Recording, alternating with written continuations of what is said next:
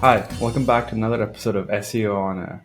I'm your host Aaron, and today we have Beau Graves, VP of Partner Strategy at Avalaunch. We talk about on-site optimization strategies, key tips on effectively utilizing visual content, and how to use AI tools in marketing. I hope you enjoyed this episode. How did Avalaunch kind of start up, and what were you doing exactly before that? Great question. So Avalaunch was originally started by three different partners. Oddly enough, they actually had owned a couple businesses, and in those few businesses, they learned how to do SEO really well. And a lot of people, outsiders, saw their success and came to him and said, "Hey, man, what are you guys doing? How are you ranking for, uh, custom mattresses and some of these really big head terms?" They owned a mattress company at the time, and they were ranking for a lot of big head terms, and people just couldn't believe the amount of success that they were having. And so people started asking him, and they started telling him what they were doing, and it was something that they were actually doing as part of their business. They had learned, and were teaching people, and then eventually it morphed into, we can actually make some good money doing this for other people, and kind of started back in the day. It was actually called Dream Systems Media, was the original brand. And then they ran that for about the better part of 6 years. And then in 2011 or early 2012, I think it was it was early 2012. They went to rebranded to Avalaunch. It'd been in the works since 2011, but they rebranded to Avalaunch Media. And I had worked with a couple of the owners at the time. They brought on a fourth partner that same year, and I had worked with actually all of them in different capacities, but two of them really closely. And I actually ended up getting laid off of my job, and they had an opening and asked me to come do an interview. So I did an interview, and decided to pass the time and go with someone else. So I went on to another agency and worked at that other agency, kept close ties with people inside the organization. The person they decided to hire instead of me eventually recruited me over from that other agency, and so I came over and just came over as an individual contributor on the SEO team to support their SEO and helped them build out their SEO pillar. Um, and at the time, basically, we were just doing creative because we were really well known for creative. We've done Right. thousands, if I mean, definitely tens of thousands, maybe hundreds of thousands. I haven't done the math, but at least tens of thousands of infographics in our time, and really well known for that. And so we were doing paid media, creative, and SEO at the time, and uh, they brought me over in 2014. I came and joined the team in 2014, and since then, we've introduced all the pillars that we have today, from social media, marketing automation, uh, reporting and analytics, all of those things. So we're full service in house. We even do traditional media buying as well, and that's just kind of how it's grown since 2014. So And it's been an illustrious career, let's say. I don't think quite a few people stick on with a company for that long, and well, it's kind of hard to find a company that also lasts that long. I think technically 10 years or more it's been for it. There's usually like a 2 year thing, and then after that, people just really plateau pretty quickly. yeah, for sure. I mean, agencies are really tough because you're selling people, you're selling services, and you're Right. selling people, and they're hard to scale, and they're also really expensive to scale. And it can end up causing a lot of problems if you scale too soon or too quick, or don't scale back fast enough, and people can There's a get lot in of room a lot for of trouble error. that way. Yeah. And bless the hearts of the owners. They've bootstrapped this thing all the way along. They've never taken a dime in any financing or funding or anything like that. So they've definitely tried to run a very healthy organization, and that's really hard to do. And they've done a really great job at it. So it's definitely a constant uphill battle trying to understand what's happening with the economy and scaling as fast as you can during the times that are great, and having to figure out how to scale back in the times that are maybe a little bit more tough. So And I think this year might have been a mix of both, with the recession going on and then the development of AI and ChatGPT. yeah, But we'll absolutely. probably do a lot more detail in it later on in the call. One thing that I wanted to quickly get a know of is when it comes to the clients that Avalanche kind of caters to. Is it like, let's say, a set type of client? That's a great question. No. Okay. um we are all over the place when it comes to the type of client. um I will say we tend to be better for the mid-market and enterprise clients, given that we're definitely not the cheapest when it comes to our blended rate. um but we have a lot of people that get really frustrated, maybe with lack of strategy and um, lack of vision when it comes to working with smaller agencies that maybe have lesser experience and maybe have less of a blended rate, and just don't have the full capabilities that maybe our agency does. Not to say any small agency doesn't, because some small agencies are very boutique and niche and have as much capability, if not more, in a lot of cases. But from a standpoint of our agency, we tend to be better for that mid market to enterprise client. So I do actually have some smaller retainers. They're more consulting. I kind of play a little bit of more of like a CMO role for them in a lot of ways. Right. It's a lot more consulting type. Um, so that there's the phrase fractional CMO that a lot of people use, and we tend to in my role as a strategist and the VP of partner strategy.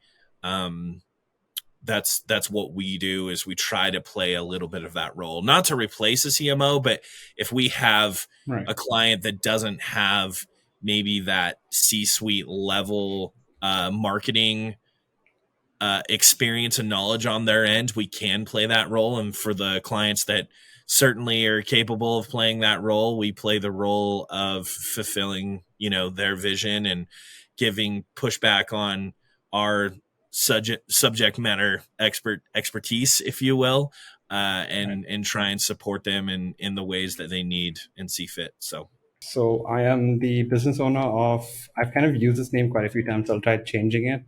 The Luigi Brothers Plumbing Incorporated. okay. If you didn't know, we do plumbing. We're not really Italian, but we try to kind of look like it. But we've got, like, let's say, the basics taken care of. We have a website. We have a few of our offerings on that website as well. A few pages to kind of give away our services. But what would you say would be some, let's say, some basic steps you could tell me to kind of increase the website traffic for this plumbing website? What's your budget? We have a decent budget. We are kind of like a small, let's say, medium, but we can't shell out that much money. Okay. If I'm honest, when it comes to local clients, I absolutely subscribe to the strategy of trying to diversify yourself as much as possible. I have worked with plumbers, and the challenge there is it's hard to decide where to put your budget in a lot of times, because depending on your brand, have you got a website that has your brand clearly identified, has your purpose, has your vision? Um, if you're in the service industry, I'm 100% a believer that customer service needs to be one of the most important things you hang your hat on. So putting Right. efforts behind building your customer service, telling your story, trying to get really good testimonials. When I start with service-based organizations, I always check very first, what do your reviews look like? How are people uh, experiencing you as a brand?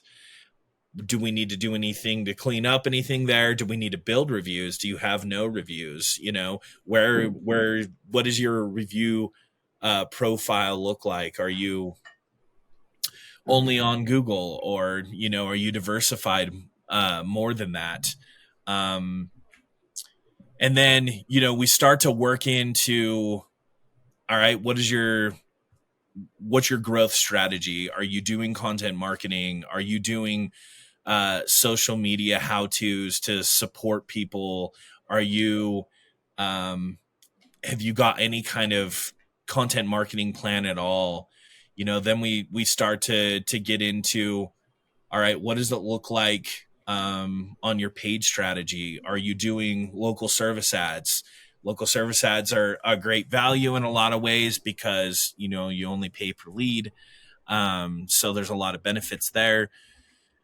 uh, Certainly it's really expensive because everybody everybody, especially the big dogs, are there playing, and they're Right. trying to vie for those emergency clients. That's another part of trying to identify a strategy too, is what do you cater to? Do you cater to um do you want to be the cheapest? Do you want to be mid market? Do you want to be maybe the more expensive and premium and only get people that are interested in paying for that white glove red carpet service? Um, Right. I've certainly had those clients as well. And then, really trying to understand that part of the landscape. Then you have to talk traditional when you're talking plumbers, in my opinion. What are you doing on the traditional side? Are you running radio ads? Are you running billboard? Are you running digital billboard? What kind of offer are you running? Are you running any kind of maintenance style offer, or any type of offer that can draw people in and at least get you to their house, so you can start talking about, maybe this is broken. Oh, well, this is also broken. We should talk about that. What's that going to do to replace it as well? You're really just trying to find your way into homes so that you can show them what you can do to provide solutions for them. So,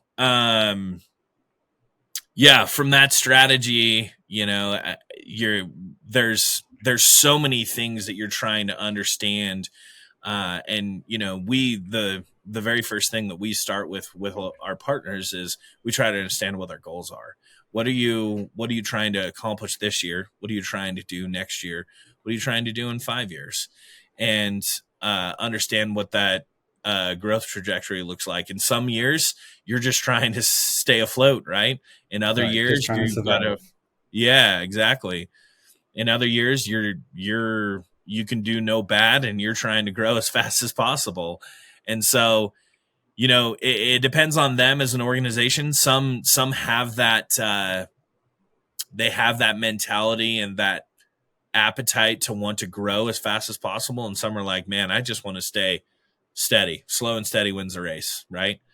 Right. And so it really depends on all of that. From a comprehensive strategy, I think plumbers win when you've got good reps, you've got a good message, you do great work, you drive customer reviews, you're doing a little bit of traditional, a little bit of paid, a little bit of content marketing, a little bit of email. If you're getting leads, are you following up with those leads? Are you just calling, or are you actually nurturing that list through email as well? And just trying to understand that full landscape for them so that you can really put together a good strategy. So, So, being, let's say, just a business owner, if I did take some of that consultation advice and kind of apply it to my website and business, I can probably, let's say I have maybe 30% of my SEO or at least 30% of my marketing endeavors taken care of. But how do I kind of, let's say, do the more technical side of things? And I think before I can get to that question, another one would be, would it be more worthwhile to invest in a team in-house where I can get my SEO and marketing done? Or in this case where I'm not too, let's say, smart about things, should I be outsourcing it to, let's say, an agency? If you're small to mid market, trying to build a marketing team internally can be really expensive, right? If you're 60 to $80,000 per employee, um, and depending on what you do, if you hire a jack of all trades, master of none, or if you hire uh, individualized SMEs or subject matter experts, it can get really expensive. If you have to have someone that can run paid, you can find someone that can run paid and do SEO, right? They're Right. absolutely out there. Um, and but what do you do with content? Do they write the content? Are they really good at writing content? Maybe they are. Maybe they're a unicorn, really great at writing content. Like I'm really good at digital. I suck at writing content. I'm decent. I'm decent at like trying to figure out ad copy and drive a vision for campaigns and things like that. But if you ask me to sit down and write a blog post, you would not get the value out of me that you Right. would of others, because I'm not a copywriter, right? And so if I was to go in house and someone was asking me to do that, I mean, I would, first thing I'd tell them is, well, I need a budget for copy because I can't write the copy. I'm not a Right. copywriter. So there's there's certainly plus sides to having someone on their end, and I um as someone who works in an agency and works with businesses, I absolutely love it when I can work with a marketer on the other side, because it allows me to be able to have relatable conversations. It also Right. allows me to hopefully have someone on that side that can kind of be a vessel or a voice to the organization for us, because they understand what we're talking about. They can speak our language. They can report up. If I work directly with business owners, which I've done as well, no problem. I can do that too as well. Sometimes, though, the challenge is they don't maybe understand the marketing concepts as well. And so, certainly there's pros and cons to building out that internal team. You can build it out to a degree that makes sense for your business, and Right. a degree. But I would say and argue in a lot of ways, unless you're closer to that enterprise side and, maybe have 15 locations, and, you're doing 20 to 30 to 50 to $100 million a year in plumbing, it's going to be really expensive to scale that in-house team and Right. not use an agency. So most small to mid-sized businesses that I've seen, they have to leverage an agency to some degree, and you're going to have to leverage an agency to do media buying, unless you hire an in-house media buyer, which almost nobody does, right? So Right. um, so yeah, there's it's a plethora of answers there, and it depends. I would say it always is going to depend on the business goals, and Right. that's why we start there, is to try and understand what those business goals look like. So So I think I'll talk to my brother Mario and tell him that, listen, we can probably expand maybe a year from now when we kind of got a strong footing in what we do. I think till then we'll probably reach out to an agency like Avalaunch and hopefully take our business to the next level. But the sure. question I was kind of getting at was, what would be, let's say, some five common mistakes that you would see someone making either at an agency or a plumber himself when it comes to like the technical side of SEO? Mm, yeah, that's a really great question. On the It might be a technical side, long-winded one as well. yeah, very, very, very seldom do I run into plumbers, especially, that manage their websites in house. And so they're typically managing it with somebody else, and very seldom are those cases that somebody else actually has marketing expertise. They may know how to build a website, but Right. they don't have marketing expertise, and most certainly most of the time do not have SEO experience. And Right. so, you know, the the basics of SEO are there. The foundational technical basics have been very similar for a long, long time. Um, Certainly doesn't mean it's not growing and developing every year, right? Things change every year. Uh, we have to adapt, update, improve every year with our technical SEO. So mistakes that are typically made, I've seen the full gamut. I've seen everything. I've seen no index tags get left on sites and completely crush websites to the point where they had no traffic at all coming from organic. That usually happens in a case where they're over indexed on paid media and only focused on what they're doing on paid media and not focused on what they're doing on SEO, and don't realize that their organic strategy is completely dead. Right. Um, I've unfortunately seen situations where a client chose or a partner chose to go with an agency that owns everything, so they won't actually give them the Mm. website. Right. And that's a really sad scenario for me, because I've helped a client move from a vendor that they had that would not give them any of that intellectual property. And we had to Right. build their website from the ground up, specifically with a plumber. And so, that was really challenging. We had to completely build this whole new website for them from the ground up, and we weren't given a long enough leash to be able to course correct and get to a point where they could scale, because it was literally like building a whole new website. I mean, I can imagine. we had to build all of that content. We had to develop all those service pages out, and so from that standpoint, that as a business owner, you need performance. You need performance out of your marketing, out of your paid media and your SEO, and especially as a service based organization and a plumber. So, the mistakes that are made are wide reaching, I would say. In a lot of cases, again, it's not out of blatant disregard. It's out of naivety, if that makes sense. People don't know what they don't know, right? You don't know if you've got a no index tag on your site, if you don't know what a no index tag is. You don't know that your site loads and it takes 15 seconds on average. If to you it's slow, but how slow is it actually? And what Right. is And the how does that also performance? impact? Yeah, Right. yeah. One thing I It- wanted to kind of quickly, sorry for interrupting as well, no, you're but okay. it kind of caught my attention, and I think that we've kind of gone through it as well. So I wanted to kind of get your idea on that. When you mentioned that usually when someone reaches out to an agency and they have complete control over that website, what I wanted to know is we've also dealt with that and we had to kind of work our way around it as well.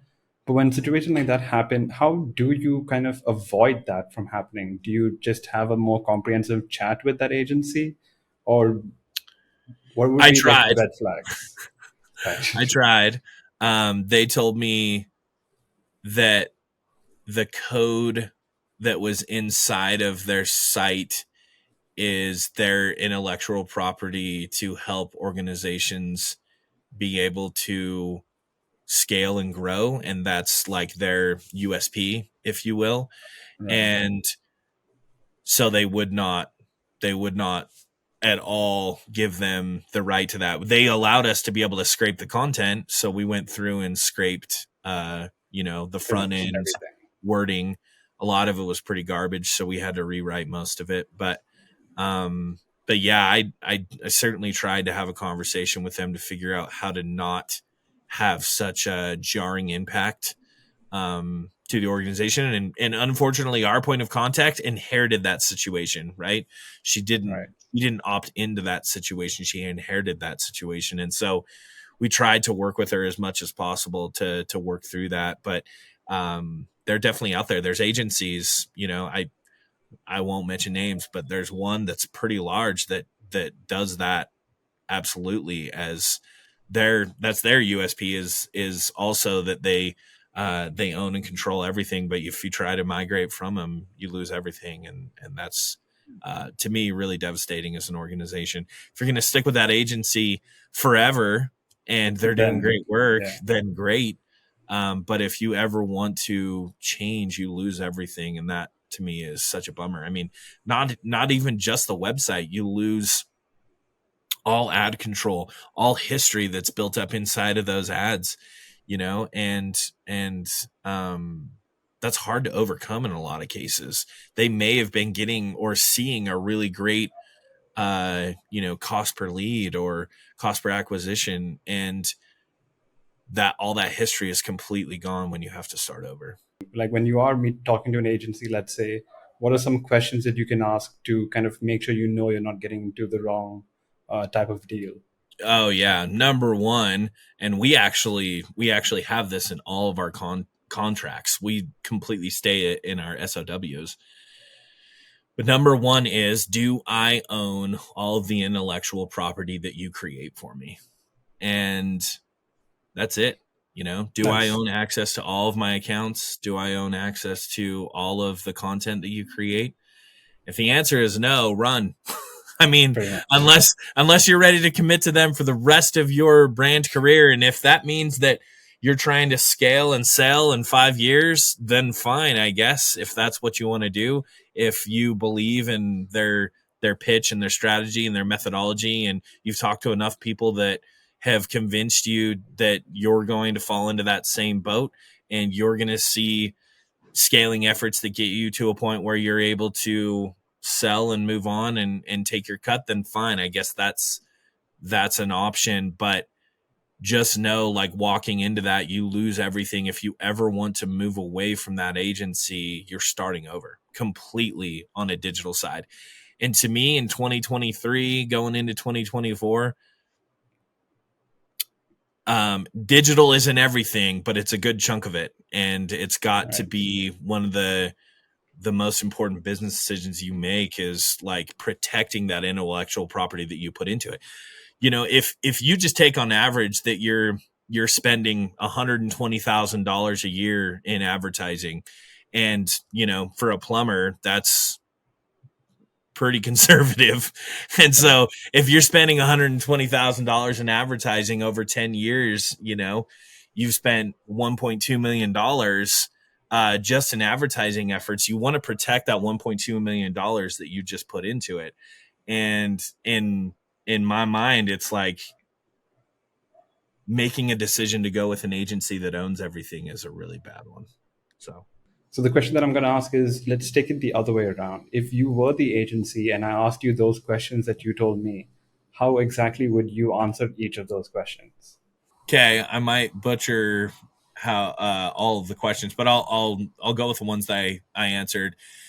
Absolutely, you own your intellectual property. It's yours. We give you everything. We actually don't even want to own any accounts. A lot of times clients will actually ask us, can you go set that up for me? And I'm like, no, you guys set it up under your email. You grant us access. Like, we just don't want to own anything. We don't want to go through the hassle of having to like figure out how to give that to you at the end. You guys just unlink us and move on if you end up moving from the agency. Right. So yeah, we don't they own everything. We give them everything as long as they've paid for everything. So that's the key. um I would say, who am I working with at Avalaunch? You're working with a strategist that has a decade plus of experience in digital marketing. And that can be varying degrees of experience, right? That can be anything from, I've been a copywriter. I have, uh, um, I've managed full digital teams. I've managed in-house. I've done social media. I've done SEO. I've done traditional media buying. I've done paid media, whatever. Our the really nice thing about everybody that's on our team is they have a very diversified portfolio of experience, which has been really fun on the strategist side. And we all get to learn from each other. We all have our cores that we're really good at, and we're all continuing to learn. I mean, that's the nice part about digital marketing is no one is absolutely the expert on everything. It's really hard to Right. be that because it changes so much. And and so yeah, our strategists are working with every single one of our clients that pay for a retainer that meets our minimum retainer requirement, is able to work with a strategist. And typically it's a 2-person team that they work with, a strategist and a project manager. That project manager is on calls to make sure that notes are taken, make sure action items are um, executed on from moving from the call, and making sure that progress is happening on everything. And as I talked about earlier, that strategists can play that fractional CMO role in a lot of ways, Right. and is also there to make sure our internal teams are matching the quality of deliverables that we expect as an organization. And so in a lot of ways, we're learning the client better than anybody, and our teams aren't interfacing with the client like we are. So they're going to have questions like, how do I position this statement? How do I speak to this campaign? How do I, design XYZ? What should I stay away from? What should I talk about? All those things. And we expect our strategists to know the answers to those questions. So that's the team. You get at least a 2-person team, and then in a lot of cases, you're also working with a paid media strategist, with an SEO strategist, with a marketing automation strategist, with a social media strategist. So there's individuals that tend to surface into the conversations as well when we need to go deeper on those conversations. Um, and so we're very versed in providing all the experience required for a client.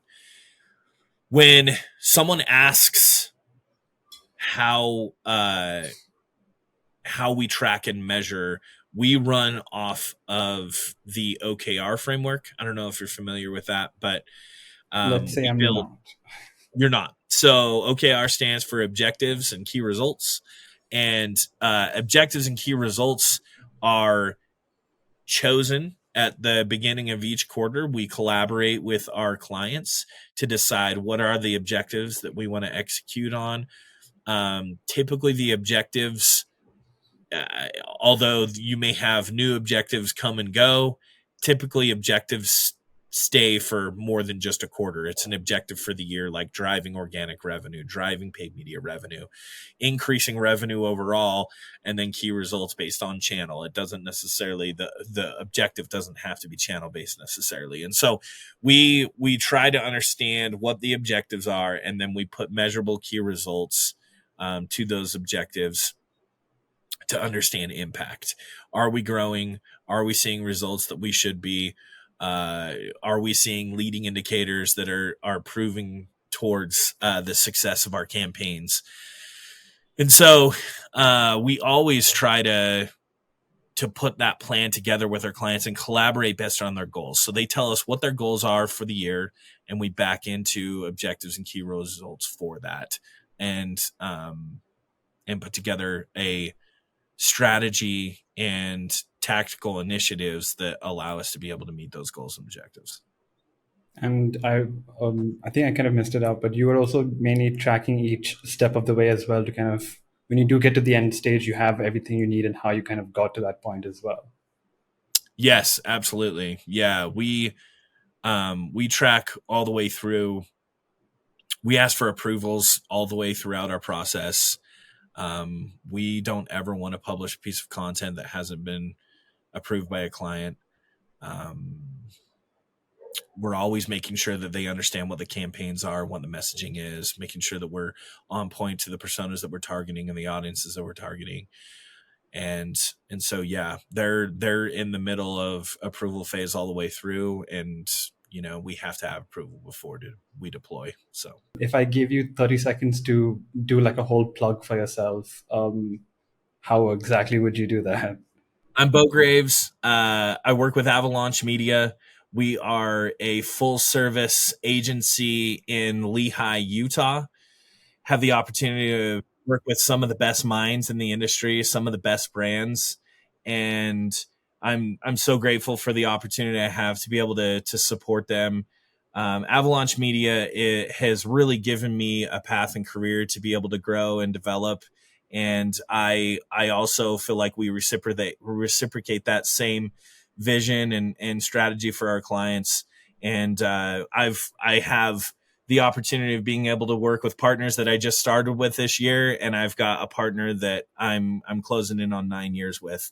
So just so grateful for the opportunity to be able to work with some of the best brands and people. And I also am a huge proponent of uh, the cowboy lifestyle. I am not a cowboy. I may be coined the SEO cowboy, but certainly reserve the actual cowboy title for those that do it and live it. I'm so grateful that I have the career and family and home and everything that I do, and grateful for the people that have have allowed me to be able to prove myself and give me that opportunity to do so. And so huge shout out to the owners of Avalaunch Media. If it weren't for them, I wouldn't be where I am in my career today. So, Well, thank you so much for the chat. It's been great. oh, my pleasure. Thanks for watching that episode. I hope you enjoyed. For more videos like this, make sure you like and subscribe.